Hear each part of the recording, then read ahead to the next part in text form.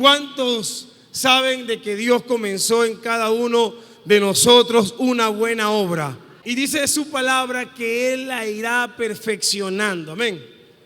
Y la manera de Dios perfeccionar la obra que comenzó en nosotros es nosotros permitirnos estar en Él. Amén. Es la manera de cómo Dios puede perfeccionar en cada uno de nosotros lo que Él comenzó. Qué hermoso es darse cuenta de manera individual lo que Dios hace en nuestras vidas. En una oportunidad, hace muchos años, yo vivía el evangelio desconociendo lo que Dios estaba haciendo en mí.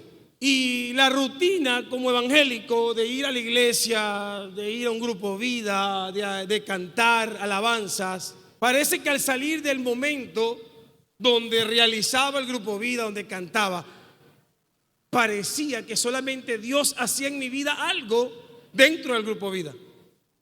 Parecía que Dios solamente hacía algo cuando yo venía a la iglesia. Parecía que solamente Dios hacía algo cuando yo cantaba.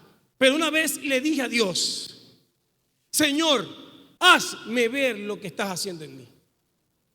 Desde que yo oré de esa manera, todos los días me sobraban razones para agradecer a Dios, porque veía a Dios y veo a Dios cada día de mi vida haciendo algo, perfeccionando la obra que Él comenzó el día que lo acepté en mi corazón. Y es importante que estemos conscientes de que todos los días Dios está perfeccionando en nosotros lo que Él comenzó, mientras nos permitamos estar cerca de Él. Amén.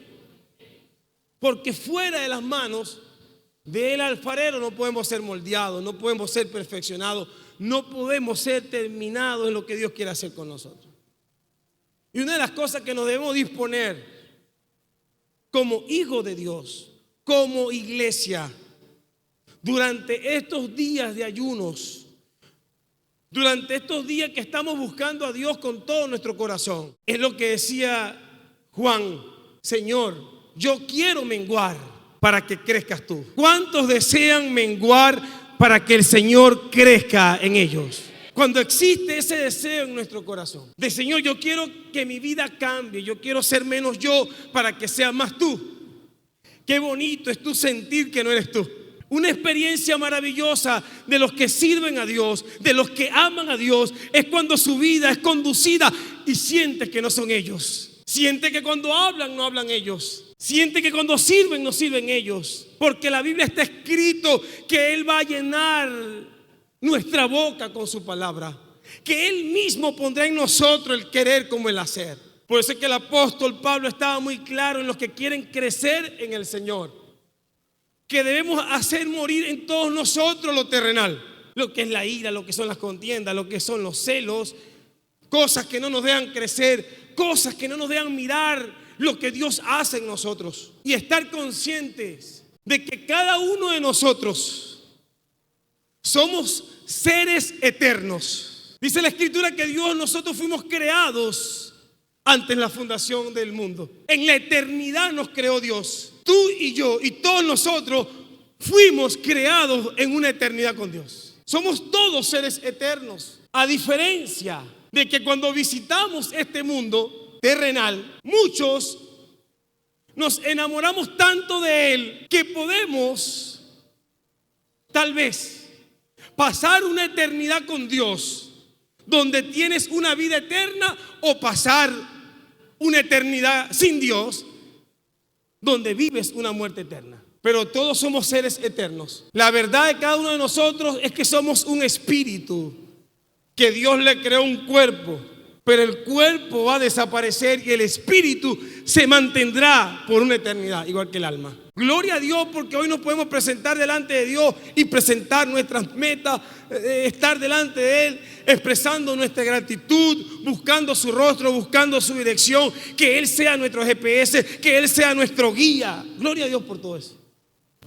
Gloria a Dios porque Dios nos guíe cuáles son las decisiones correctas que debemos de tomar en las áreas de nuestra vida. Pero el GPS debe estar la primera ubicación que debe tener nuestro GPS. Se llama el cielo. ¿Cuántos quieren ir al cielo? Nuestro GPS debe tener la ubicación llamado cielo, porque otros caminos nos pueden conducir a otro lugar. Y si queremos la dirección de Dios en todo lo que hacemos o en todo lo que vamos a hacer, de vista no se puede perder la ubicación de nuestra vida, que se llama cielo, ¿sí o no? Que se llama el reino de Dios. Eso nos da la posibilidad de vivir una eternidad con Dios. Y nosotros pocas veces nos damos la tarea de conocer sobre la eternidad del hombre. Gracias a Dios por la vida de nuestro apóstol Luis Guillermo, que nos enseña doctrina, nos enseña la importancia de la salvación, nos enseña la importancia, los principios divinos que tienen que ver con el propósito de Dios para con todos nosotros, con el propósito de Dios como hijo de Dios, con el propósito de Dios como iglesia. En el libro de Eclesiastés, capítulo 3, en el versículo 11, dice la palabra de Dios: todo lo hizo hermoso en su tiempo. ¿En qué tiempo Dios te hizo hermoso a ti? Porque lo hermoso no es lo que se ve de ti, porque si no, no fueras hermoso. Hermoso es lo que no se ve, el alma. Eso fue lo que Dios hizo hermoso, el alma del ser humano. Su espíritu, cuando sopló en el aliento de vida. Y dice la escritura allí en el libro de Eclesiastés: todo lo hizo hermoso en su tiempo, y ha puesto eternidad en el corazón de ellos, sin que alcance el hombre a entender la obra que ha hecho Dios desde el principio hasta el fin. Dios ha colocado en cada uno de nosotros, digan conmigo, eternidad. Tenemos que comprender de que somos seres eternos, de que no somos seres que después que muramos, ya, listo, no. Hay otra vida. Después que haya una muerte física en cada uno de nosotros, hay otra vida. Hay una vida con Dios eterna y hay una vida sin Dios eterna. La palabra eternidad se encuentra en Isaías 57, versículo 15, donde dice que Dios habita en la eternidad. Él es eterno, sin principio y sin fin. Esto solo se puede decir de Dios. El hombre tiene un principio, pero su alma no tiene fin. El alma de cada uno de nosotros es eterna, no tiene fin. Y es importante que nosotros nos demos la tarea de conocer la eternidad de cada uno de nosotros. Dice la palabra que nuestro principio puede ser pequeño, ¿sí o no? Pero nuestro final puede ser grande. Aun cuando nuestro principio sea pequeño en esta tierra, si termina siendo grande en el reino de Dios, pero puede ser que para muchos el principio sea grande y su final sea pequeño. La eternidad es una calidad de vida. La vida eterna es una calidad, no solo una duración de la vida. Esta vida que Dios nos da es la esencia de quién es Él. Amén. La vida eterna, no solamente vamos a resaltar de ella el tiempo de duración, de que no tiene fin, sino vamos a tomar en cuenta la calidad de vida que vamos a tener con Dios. Amén. Porque de repente yo me quiero ir con Dios para no morir por la eternidad, pero yo quiero irme con Dios porque sé que me espera una mejor vida, porque sé que en Él hay una vida mejor, mucho mejor. Allá no va a haber desafíos, allá no vas a necesitar fe ni esperanza, porque allá lo vamos a tener todo.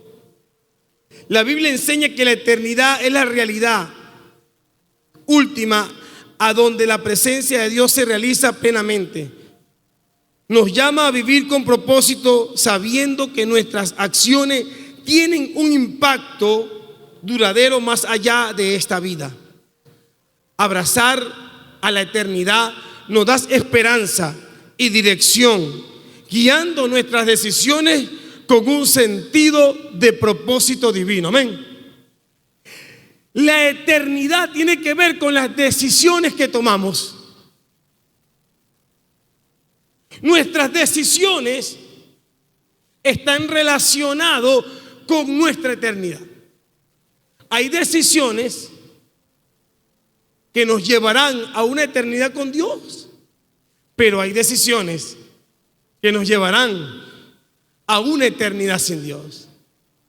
¿Cuántos de los que están acá anhelan profundamente en su corazón pasar una eternidad con Dios? Cuando el creyente desea la eternidad con Dios de la manera que desea en la tierra las cosas temporales, esa persona está en el propósito de Dios. Cuando el creyente sueña con el cielo, sueña con los 24 ancianos, ¿sí o no? Cuando se deleita en el reino de los cielos, tu corazón se comienza a llenar de alegría y de gozo. Al enfocarnos en verdades eternas, encontramos paz y fortaleza en el amor eterno de Dios. Wow, eso para mí es maravilloso. Un creyente que necesite tener tranquilidad, un creyente que necesite estar fortalecido, es un creyente que tiene la mirada en las cosas eternas. Porque no es lo mismo perder de tu vida algo temporal que perder lo eterno de Dios. Y cuando tú pierdes cosas temporales, pero tu vista está en lo eterno, la paz de Dios te invade y la fortaleza de Dios viene sobre tu vida.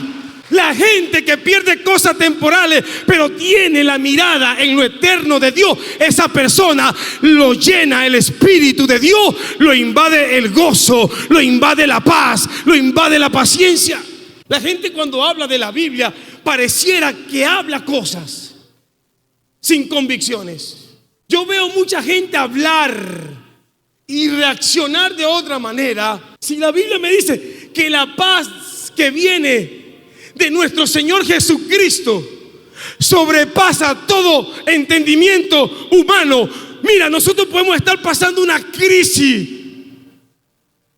de mucho dolor, de mucha tristeza, pero cuando la paz de Dios viene sobre tu vida, te sientes tan fortalecido. Ahorita compartían conmigo hijos de pastores suicidándose. Una persona se suicidó en un templo, porque la única manera que haya cabida en el corazón de un creyente que hay tristeza, que hay dolor, que hay desespero, es la ausencia de Dios en su vida.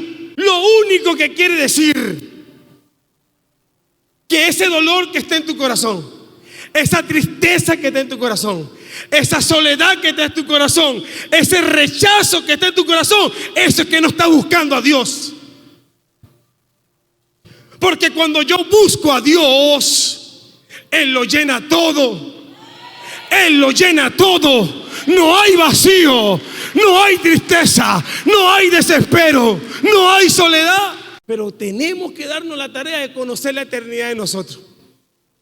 Hay una vida más allá de la que estamos viviendo aquí en Venezuela, en el mundo. Y para la gloria de Dios, nuestro Señor dejó todo plasmado allí. Las promesas de Dios. Prometió el Espíritu Santo y lo cumplió. Nos ha prometido un cielo nuevo y una tierra nueva. Y para los que quieren pasar una eternidad con ellos, la tendrán. La tendrán. Existen dos eternidades: la vida eterna y la muerte eterna. La muerte eterna se refiere a la muerte espiritual que dura para siempre y que es el destino de quienes rechazan a Jesucristo y permanecen en su pecado y desobediencia. Mira, si en algún momento se debe entristecer nuestro corazón, que sea como se entristeció el de David, cuando sabía que por causa de su pecado muchas cosas de él iban a ser quitadas. Pero David le expresó a Dios: quítame el reinado, quítame todo lo que tengo, mas no quite de mí tu Santo Espíritu. Porque ¿cómo se puede vivir sin Dios? ¿Cómo se puede vivir sin la presencia de Dios? Es como sacar un pez, ¿verdad?, del mar. Yo compartía con un hermano temprano de qué importante la predicación, qué importante el prepararnos para los desafíos. Pero mucho más importante es buscar el rostro de Dios. Mucho más importante es leer la palabra de Dios, escudriñar la palabra, tener el conocimiento pleno de la palabra de Dios. Por eso es que Jesús le dijo a aquellos hombres: escudriñen las escrituras. Si a ustedes les parece que ahí está la vida eterna, entonces encuentren la vida eterna allí, escudriñando la palabra. Vamos a encontrar la vida eterna. Por eso es que Jesús le dijo a los discípulos: enséñenle al mundo a que guarden todos los mandamientos que yo a ustedes les he mandado. Una de las cosas que nos garantiza la vida eterna con Dios. Por eso es que todos los que irán a una muerte eterna son todos los que han rechazado a Jesucristo y permanecen en sus pecados y en su desobediencia. Porque el pecado es muerte, ¿sí o no? Por eso es que Dios nos dio mandamientos para obedecerle. Y durante este tiempo que buscamos a Dios con todo nuestro corazón, es importante interesarnos cada día más en las cosas eternas de Dios. Yo no sé usted, pero cuando ahorita estábamos danzando, estábamos adorando, yo cada vez que estoy danzando así, de la manera que se danza en la iglesia, cuando estamos, yo estoy creyendo que ya vamos para el cielo. Y yo siempre he cerrado mis ojos y yo me imagino esos ancianos cantando. Yo no sé usted, pero yo me comienzo a imaginar lo que está escrito. Y yo cierro mis ojos y yo comienzo a ver ese mar de cristal, esas calles de oro. Cuando la Biblia me enseña que debo de meditar en su palabra, es pensar en la palabra de Dios. Es que yo los conocimientos de su palabra los retengo, porque no solamente los voy a escuchar, sino que debo de meditar en ese pensamiento y en ese conocimiento. ¿Y eso qué pasa? Se hace carne en ti. Tus convicciones comienzan a estar en las cosas eternas. Amén. En resumen, la muerte eterna es el destino que le espera a todas las personas que finalmente rechazan a Dios, rechazan el evangelio de su Hijo Jesucristo y permanecen en su pecado y desobediencia. La muerte física es una experiencia que ocurre una sola vez. Por otro lado, la muerte eterna es para siempre. Es una muerte que continúa por la eternidad, una muerte espiritual que se experimenta de continuamente, así como la vida espiritual por gracia a través de la fe en Jesucristo. Amén. Por eso es que le dije, hay dos eternidades. Una que es vida y otra que es muerte. Una de las cosas que me llamó mucho la atención cuando yo me convertí, cuando yo conocí en su palabra, que el principio de la sabiduría es el temor a Dios. Tu vida no se conduce por agradar a otros. Tu vida se conduce por agradar a Dios. Porque el temor no es un sinónimo solamente de miedo, sino que el temor también significa honra, respeto, amor. Y cuando yo honro a Dios, cuando yo amo a Dios, Él es el que me ayuda entonces a tomar las decisiones que debo para mantenerme en el destino de una eternidad con Él. Amén. Dice la palabra de Dios en el libro, en la carta de Efesios capítulo 2 del 8 al 9, dice: porque por gracia sois salvos por medio de la fe. Y esto no es de vosotros, pues es un regalo de Dios, porque somos hechura suya, creados en Cristo Jesús para buenas obras, las cuales Dios preparó de antemano para que anduviésemos en ella. Dígale al que está a su lado: Dios preparó buenas obras para ti, para que andes en ellas. Algo que también se hizo carne en mí, lo que dice en Santiago, que hay gente que conoce lo bueno y no lo hace. Es más pecador del que hacía lo malo. Porque el que conoce lo bueno y no lo hace, dice la palabra, que es pecado. Hay gente que llega a Cristo y se jacta de lo que hace, el pecado que hacía, pero no se puede jactar de lo bueno que debe hacer. Qué fácil es decir: yo fumaba, yo esto, yo lo otro. Pero mejor es decir: yo le sirvo a Dios, yo honro a Dios. Porque el que conoce lo bueno y no lo hace, le es contado como pecado. Usan la contabilidad, imagínate. ¿Cuántas cosas buenas nosotros dejamos de hacer y tenemos allí una cuenta con Dios? Eso también es pecado. En el libro de Daniel capítulo 12, versículo 2 dice: y muchos de los que duermen en el polvo de la tierra serán despertados, unos para la vida eterna y otro para vergüenza y confusión perpetua. Hay dos eternidades, ¿sí o no?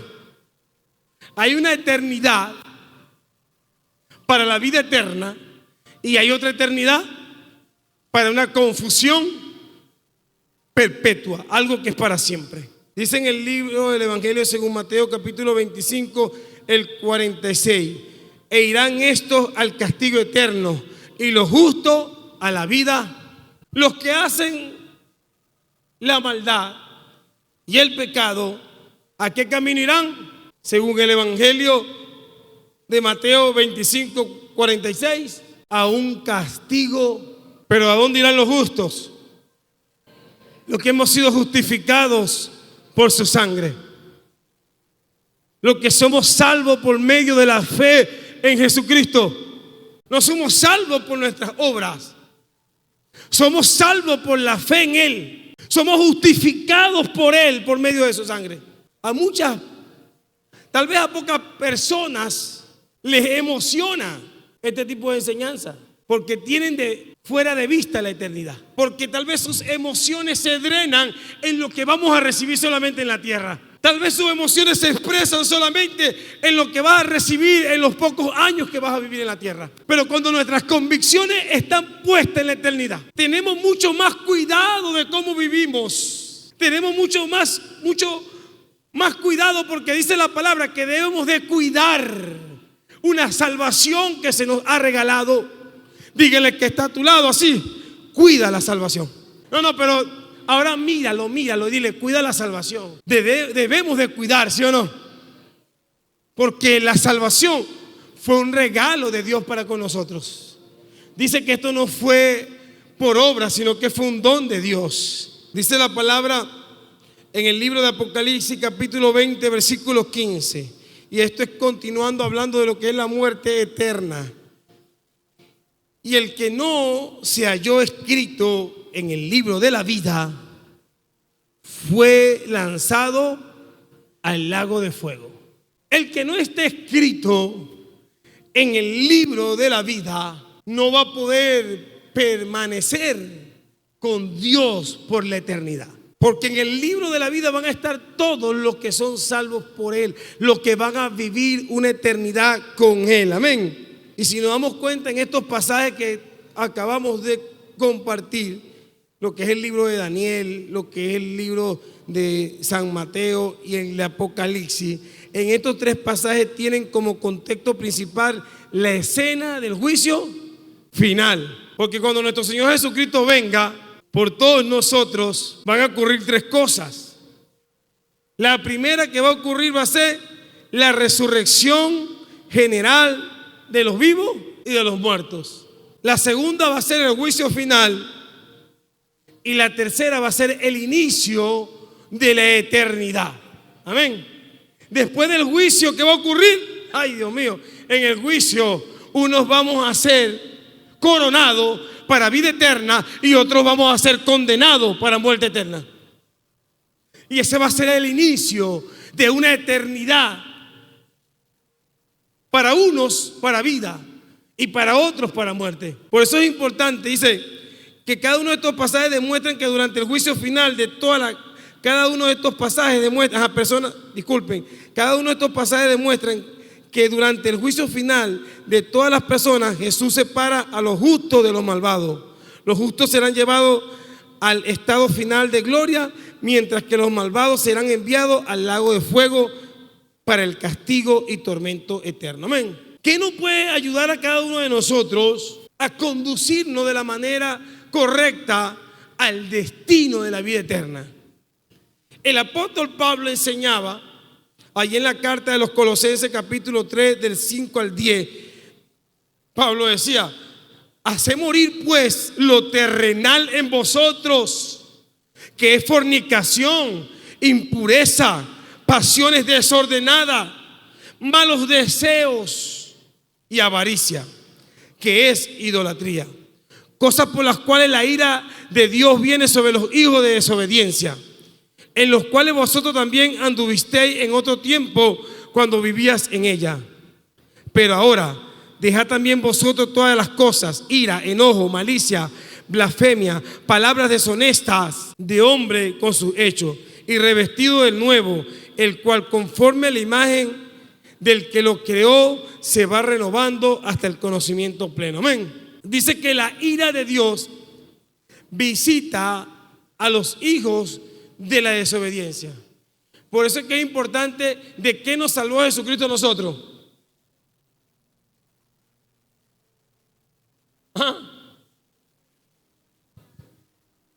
No de la condenación, ni del diablo, ni del infierno. Jesús nos salvó fue de la ira de Dios. Jesús no vino para salvarme del infierno. Por eso es que dice la palabra que si abogado tenemos, ¿quién es? Jesucristo nuestro Señor, porque Él es el mediador entre nosotros y Dios. Y como Dios quiere mandar al infierno todos los desobedientes, Jesucristo murió por todos nosotros, derramó su sangre para el perdón de todos nuestros pecados, para salvarnos de la condenación de Dios para nosotros.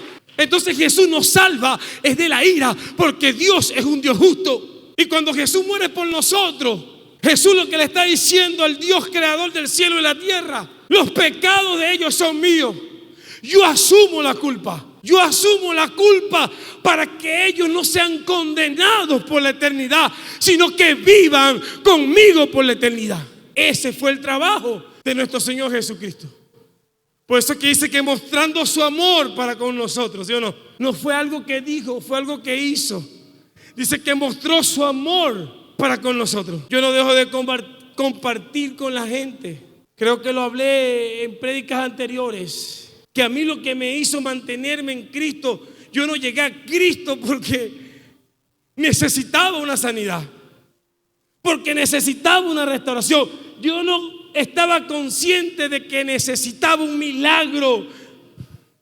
Yo llegué a Cristo porque pude ver que el sacrificio de Él por nosotros fue real. ¿Usted sabe cuántas veces yo me bataqué en el piso llorando cuando yo creí que Jesús murió por mí? ¿Sabe cuántas veces yo lloré y lloré y lloraba porque yo decía: wow, ¿cómo tú pudiste morir por mí? ¿Cómo tú aguantaste todos esos latigazos? ¿Cómo tú recibiste esos rechazos?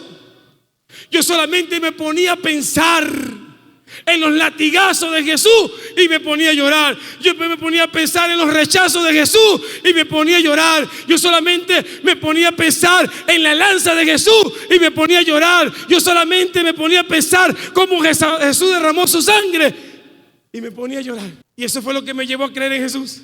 17 años se me reveló el sacrificio de Jesucristo. Cuando a alguien se le revela el sacrificio de Jesús y se le revela la resurrección de Jesús, no le queda otra cosa que esperar la venida de Él. Y cuando a mí se me revela el sacrificio de Jesús, yo como comerciante comencé a sacar la cuenta y dije: ¿cómo le pago a este hombre lo que hizo por mí? Yo pensaba que haciendo buenas obras podía pagarle, hasta que comprendí que lo menos que puedo hacer con Él es ser agradecido. Que lo menos que puedo hacer con Él es reconocer que Él me salvó. que lo menos que puedo hacer por Él es que mi vida esté a su disposición para toda buena obra. Y yo me la pasaba haciendo caligrafía recién convertido, ¿sabe de qué? En las paredes, en todos lados. Que me impactó tanto Jesús. Y decía, Jesús es el camino, la verdad y la vida. Y yo me deleitaba eso. Y decía, Jesús es el camino, la verdad y la vida. Y agarraba un cuaderno y decía, Jesús es el camino, la verdad y la vida. Y a donde estaba, Jesús es el camino, la verdad y la vida. Y hoy quiero hacer caligrafías en tu corazón diciéndote, Jesús es el camino, es la verdad y es la vida. Por eso es que Jesús, hablando de la vida eterna, le revela a Marta, a Lázaro, a todo el público y le dice, yo soy la resurrección y yo soy la vida, y el que está en Cristo, aunque el que cree en Él, aunque esté muerto, vivirá. ¿Cuántos saben que después de esta muerte física van a vivir con Él? Van a vivir para Él. El que cree en mí, dijo Jesús, aunque esté muerto, vivirá.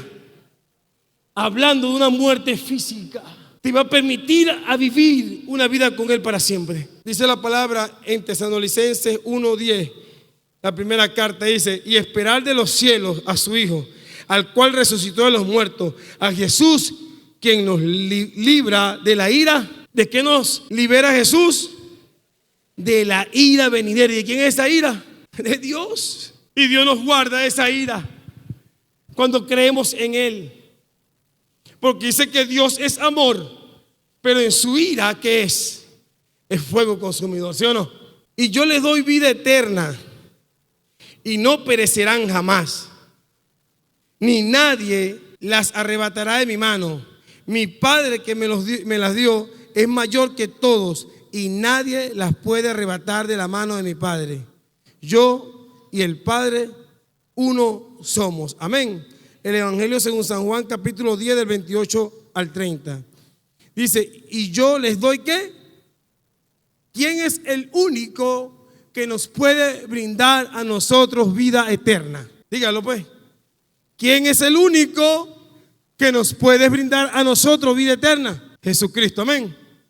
Es el único, no hay otro. En Romanos 6:23 dice, porque la paga del pecado es muerte, mas la dádiva de Dios es vida eterna en Cristo Jesús, Señor nuestros. Y en el Evangelio según San Juan, capítulo 6, del 47 al 48 dice, de cierto os digo que el que cree en mí tiene vida eterna. Yo soy el pan, y esa es una eternidad con Dios. En el Evangelio según San Juan, capítulo 6, versículo 58 dice, este es el pan que descendió del cielo, no como vuestros padres comieron el maná y murieron. El que come de este pan vivirá. Ahora mira esto que dice San Juan 5:24. De cierto os digo, el que oye mi palabra y cree al que me envió, tiene vida eterna, y no vendrá a condenación, mas ha pasado de muerte. Es importante resaltar esto. Jesús dice, el que cree en mi palabra. Es importante creer en la palabra de Dios. El que cree en su palabra, el que la oye, tiene vida eterna con Él. Amén. Quiero que se coloquen de pie. Es importante que nosotros estemos entendidos en la eternidad que tenemos todos nosotros. Amén.